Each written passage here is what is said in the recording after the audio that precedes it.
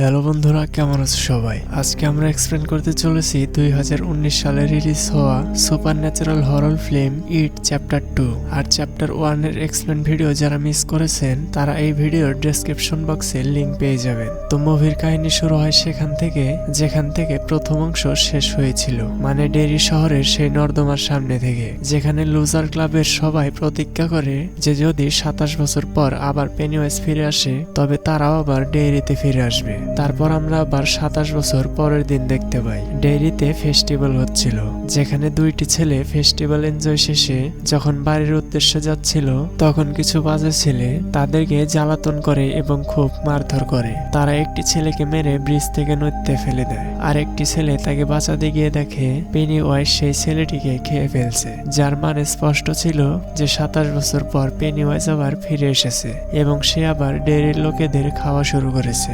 ডেইরিতে এতদিন মাইক ছাড়া লুজার ক্লাবের আর কেউ বসবাস করত না, তাই সবার প্রথমে এই ব্যাপারটি মাইক জানতে পারে। মাইক এত বছর ধরে ডেইরিতে থেকে পেনিওয়াইজের ব্যাপারে রিসার্চ করে সকল তথ্য জানতে পেরেছে, তাই সে এবার পেনিওয়াইজকে ধ্বংস করতে তার বন্ধুদেরকে একে একে ফোন করে ডেইরিতে আসতে জানিয়ে দেয়। তারা সবাই 27 বছরে অনেক বড় হয়ে গিয়েছে এবং অনেক কিছুই ভুলে গিয়েছে, এমনকি তারা প্রথমে মাইককেও চিনতে পারছিল না। তারা মাইকের কাছে পেনিওয়াইজের কথা শুনে এতটাই ঘাবড়ে যায় যে এডি অ্যাক্সিডেন্ট করে এবং রিচির শরীর খারাপ করে, আর স্ট্যানলি তো আত্মহত্যাই করে, কারণ তার মনে হয় সে এবার পেনিওয়াইজের মোকাবেলা করতে পারবে না। এরপর আবার দেখানো হয় 27 বছর আগের সেই নর্দমা থেকে, যেখানে লুজার ক্লাব পেনিওয়াইজকে হারানোর পর সেই পানির সাথে অনেকগুলো মৃতদেহ ভেসে আসে, যার সাথে বেন ভেসে আসছিল, যে কিনা আগের মুহূর্তে কুয়োর নিচে পড়ে গিয়েছিল। তার জ্ঞান ফিরে এলে সে যখন বাড়ি ফিরে যায় তখন তার বাবাকে হত্যার মামলায় পুলিশ তাকে গ্রেপ্তার করে ফেলে।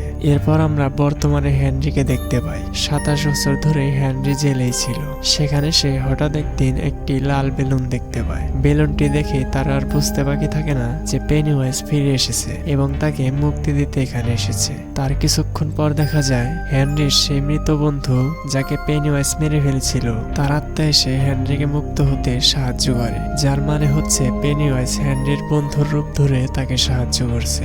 এরপর দৃশ্য পরিবর্তিত হয়ে একটি রেস্টুরেন্টে আসে, যেখানে লুজার ক্লাবের সবাই অবশেষে একত্র হয়েছে। তারা তখনও জানতো না যে তাদের বন্ধু স্ট্যানলি আর বেঁচে নেই। তারা সবাই একসাথে বসে যখন ছোটবেলার স্মৃতি মনে করছিল তখন একজন ওয়েটার কিছু কুকি নিয়ে আসে, যাতে একটি করে শব্দ দেওয়া থাকে প্রত্যেকের জন্য। তারা যখন একে একে সবার শব্দগুলো একত্র করে তখন যে বাক্যটি তৈরি হয় তার মানে দাঁড়ায় স্ট্যানলি তার হাত কেটে আত্মহত্যা করেছে। তারা তখনই বুঝতে পারে যে এটা পেনিওয়াইজের কাজ এবং সে ইতিমধ্যে স্ট্যানলিকে তার শিকার বানিয়ে নিয়েছে। তারপর দেখা যায় সেই ফরচুন কুকিজগুলো থেকে কিছু অদ্ভুত দেখতে প্রাণী বের হয়ে তাদের উপর আক্রমণ করে দেয়। তারা যখন সেগুলোকে ধ্বংস করতে যাবে তখন দেখে সেখানে কিছুই নেই। তারা একবারে স্ট্যানলির মৃত্যুর কথা জেনে বেশ ঘাবড়ে যায় এবং ঠিক করে তারা দ্রুত সম্ভব ডেইরি ত্যাগ করবে। তারপর তারা সবাই ডেইরি টাউন হলে গিয়ে ওঠে। সবাই চলে গেলেও বিল তখনও মাইকের সাথেই দাঁড়িয়েছিল। বিল বলে সবকিছুই তার জন্য শুরু হয়েছিল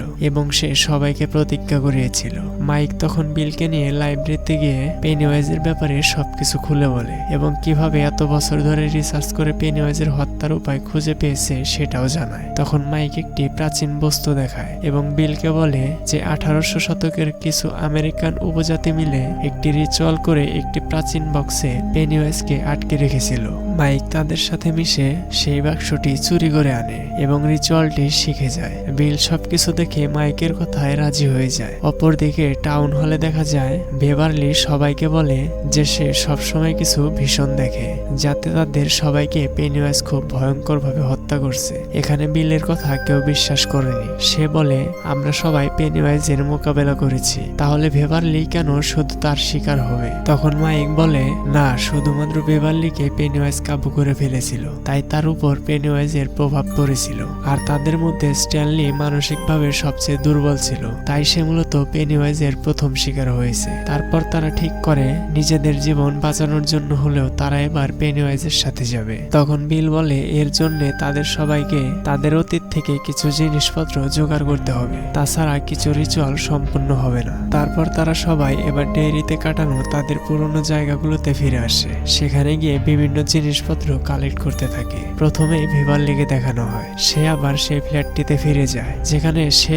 আর তার বাবা থাকতো। সেখানে গিয়ে সে দেখে তারা যাওয়ার পর একজন বয়স্ক মহিলা এখানে থাকতে শুরু করেছে। মহিলাটি বেভারলিকে রুমে বসিয়ে চা বানাতে গেলে বেভারলি রুমটিতে গিয়ে একটি দেয়ালের ফাটলের ভেতর দেখে বেনের লেখা একটি চিঠি খুঁজে পায়। তারপর সেদিকে তাকিয়ে সে ঘরে কিছু ছবি দেখতে পায় যেখানে পেনিওয়াইজকে মানুষ রূপে দেখতে পায় সে। বেভারলি ছবিগুলো দেখার পর মহিলাটির উপর সন্দেহ হয় তার। সে চিঠি নিয়ে সেখান থেকে চলে যেতে চায়। তখন বয়স্ক মহিলাটি একটি দানবে রূপান্তরিত হয়ে বেভারলির উপর আক্রমণ করে দেয়, কিন্তু বেভারলি ঠিক সময় চিঠি নিয়ে বাইরে চলে আসায় সে এই যাত্রায় বেঁচে যায়। তারপর আমরা বিলকে দেখতে পাই সেই নর্দমার কাছে যেখানে জর্জিকে পেনিওয়াইজ খেয়ে ফেলছিল। সেখানে দাঁড়িয়ে তার পাশের একটি ঘটনা মনে পড়ে যায়। সে যখন ছোটবেলায় এখানে জর্জিকে খুঁজতে এসেছিল তখন সে পেনিওয়াইজকে উদ্দেশ্য করে জিজ্ঞেস করেছিল এত বাচ্চা থাকতে জর্জিকেই কেন? উত্তরে পেনিওয়াইজ বলে কারণ আমি তোমাকে পাইনি। এই সব চিন্তা করে বিল সেখান থেকে চলে যেতে চায়। ঠিক সেই মুহূর্তে সে জর্জির আওয়াজ শুনতে পায়। জর্জি তার নৌকাটি হাতে নিয়ে বিলকে সাহায্যের জন্য ডাকছিল। বিল জর্জিকে সাহায্য করতে গেলে অনেকগুলো মৃত বাচ্চাদের হাত বিলকে টেনে ধরে ভিতরের দিকে নিয়ে যায়। বিল কোনো রকমে নিজেকে ছাড়িয়ে নৌকাটি নিয়ে সেখান থেকে চলে যায়। একে একে বেন, রিচি ও তাদের অতীত থেকে একটি করে স্মৃতি নিয়ে টাউন হলে ফিরে আসে তারা। পেনিওয়াইজ সেখানে বিলকে আবার রক্ত দিয়ে লেখা একটি মেসেজ দেয় যাতে একটি বাচ্চার ব্যাপারে লেখা ছিল যে কিনা এখন ডেইরির পুরনো বাড়িতে থাকে। বিল বুঝতে পারে যে পেনিওয়াইজের পরের শিকার এবার হয়তো সেই ছেলেটিই হবে। তাই বিল তখনই ছেলেটিকে বাঁচাতে বের হয়ে যায়। এদিকে টাউন হলে হেনরি এসে মাইকের উপর আক্রমণ করে দেয়। এদিকে এডিও হেনরিকে আহত করে। তারপর দেখা যায় বিল বাচ্চাটিকে খুঁজতে খুঁজতে সেই ফেস্টিভ্যালের একটি মেলাতে যায় যেটিকে আমরা মুভির শুরুতে দেখেছিলাম, যেখানে বিল দেখে বাচ্চাটি একটি স্পিনিং টানেলের গিয়ে ঢুকছে। বিল তার পিছু পিছু গেলে পেনিওয়াইজ বিলকে ধোকা দিয়ে সেই বাচ্চাটিকে খেয়ে ফেলে। এদিকে মাইক যখন লাইব্রেরিতে ছিল তাকে হেনরি এসে আক্রমণ করতে যায়, কিন্তু ঠিক সেই সময় রিচি এসে হেনরিকে হত্যা করে মাইককে বাঁচিয়ে ফেলে। তারপর সবাই আবার ঠিক করে তারা পেনিওয়াইজকে আর কাউকে মারতে দেবে না, তারা এর শেষ দেখেই ছাড়বে। তাই তারা সবাই মিলে সেই পুরনো বাড়িতে যায়। ভিতরে যেতেই তারা দেখে বেনের শরীরে কেউ স্ক্র্যাচ করে হোম অ্যাট লাস্ট লিখে রেখেছে, ঠিক ছোটবেলায় যেমনটা বেন তার সাথে করেছিল। বেভারলি তখন তাদের সামনে থাকা একটি আয়নায় দেখে পেনিওয়াইজ আসলে বেনের শরীরে স্ক্র্যাচ করছে। তখন সে আয়নাটি ভেঙে ফেলে এবং বেনের শরীরে স্ক্র্যাচ গুলো অদৃশ্য হয়ে যায়। তারপর তারা স্ট্যানলি সেজে আসা পেনিওয়াইজের উপর আক্রমণ করে। তারা তখন কোনো রকমে বেঁচে যায়। তারপর তারা এবার সেই কুয়োতে নেমে নর্দমার ভিতরে চলে যায়, আর সেখানে সেই দানব মহিলাটি এসে বিলের উপর আক্রমণ করে। তখন তারা সবাই মিলে বিলকে সেই যাত্রায় বাঁচিয়ে ফেলে। তারপর তারা সেখানে একটি অনেক লম্বা গর্ত দেখতে পায়। গর্তের ভিতর দিয়ে তারা সেই জগতে পৌঁছে যায় যেখানে পেনিওয়াইজ প্রথমবার এসে পৃথিবীতে অবস্থান করেছিল। এরপর তারা সেই পাত্রটিতে আগুন জ্বালিয়ে তাতে তাদের অতীতের জিনিসপত্রগুলো দিয়ে রিচুয়াল শুরু করে দেয়। রিচুয়াল শুরু করার পর আকাশ থেকে 3টি লাইট নেমে আসে। আসলে সেগুলো ছিল মূলত ডেড লাইট, যা কিনা পেনিওয়াইজের আসল রোগ।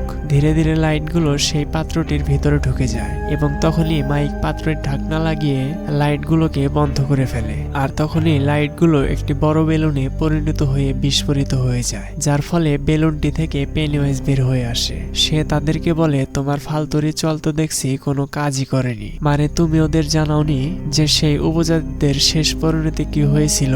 তারাও সবাই এখানেই মারা গিয়েছিল। এটা শুনে লুজার ক্লাব মাইকের উপর খুব ক্ষেপে যায়। তখন মাইক বলে, তোমাদের মধ্যে বিশ্বাস ছিল না, তাই তোমরা তাকে মারতে পারোনি। আমি চেয়েছিলাম আমাদের মধ্যে বিশ্বাস থাকুক যে আমরা এটা করতে পারবো, আর তাই আমি তোমাদের কাছ থেকে সেই ব্যাপারটা লুকিয়ে রেখেছিলাম। তারপর দেখা যায় পেনিওয়াইজ এবার একটি বড় স্পাইডারের আকার ধারণ করে। সে তাদের সবার উপর আক্রমণ করে দেয়। পেনিওয়াইজ তাদের মধ্যে তাদের সকলকে আলাদা করে তাদের দুর্বল জায়গাগুলো দিয়ে ভয় দেখায়, কিন্তু তারা সবাই এবার নিজেদের দুর্বলতা ওভারকাম করে গিয়েছে। তাই তারা আর ভয় না পেয়ে সেই পরিস্থিতির মোকাবেলা করে সেগুলো থেকে বেঁচে ফিরে আসে। তারপর পেনিওয়াইজ এবার রিচিকে কাবু করে ফেলে। এডি তাকে অপমান করে তার ডেলাইট বারবার একটি পেরেক ছুঁড়ে মারে। এতে পেনিওয়াইজ আহত হয়ে দুর্বল হয়ে গেলেও আবার উঠে দাঁড়ায় সে। এদিকে এডি গুরুতরভাবে আহত হয়ে গিয়েছে। তখন তারা বুঝতে পারে যে পেনিওয়াইজ এখন খুব শক্তিশালী রূপে আছে, এভাবে তারা তাকে কিছুতেই হারাতে পারবে না। তখন এডি বলে,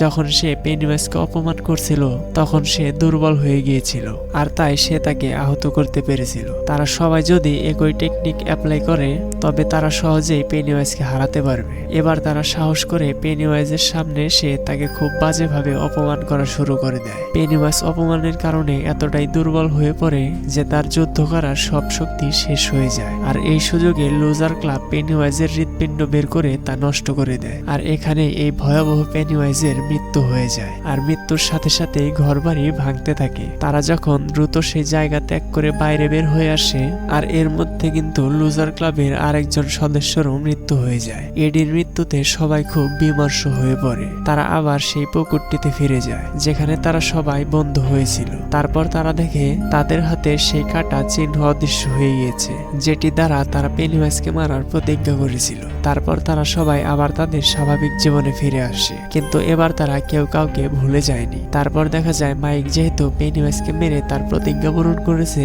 তাই সে এবার ডেইরি ছেড়ে চলে যাচ্ছে। আর এখানেই আমাদের আজকের এই ভয়ঙ্কর মুভিটি শেষ হয়ে যায়। তো বন্ধুরা, এই মুভিটি কেমন লাগলো তোমাদের কাছে অবশ্যই কমেন্ট করে জানাবে। আর ভিডিওটি ভালো লাগলে একটি লাইক দিয়ে চ্যানেলটিকে সাবস্ক্রাইব করে দিও।